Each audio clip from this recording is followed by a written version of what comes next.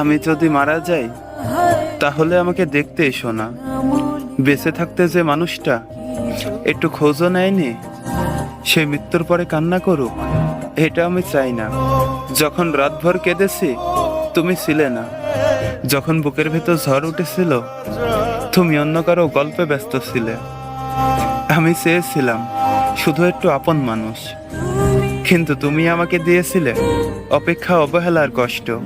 প্রতিদিন একটু একটু করে আমি ভেতর থেকে মারা গেছি, তবুও মুখে হাসি রেখেছিলাম, কারণ কাউকে বুঝতে দেয়নি আমার মন ভাঙার শব্দ।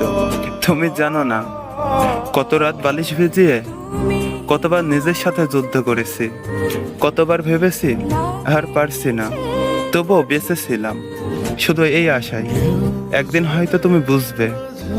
কিন্তু তুমি বুঝলে না। আমার নীরবতা কখনো তোমার কাছে মূল্য পায়নি। তাই আমি যদি সত্যি একদিন হারিয়ে যাই, সাদা কাফনে মোড়ানো আমার শরীর দেখে মায়া দেখাতে এসো না। কবরের পাশে দাঁড়িয়ে চোখের জল ফেলতে এসো না, কারণ জীবিত মানুষটার কান্না তুমি কখনোই দেখোনি। আমার শেষ ঘুমের পাশে দাঁড়িয়ে ভালোবাসার গল্প বলো না।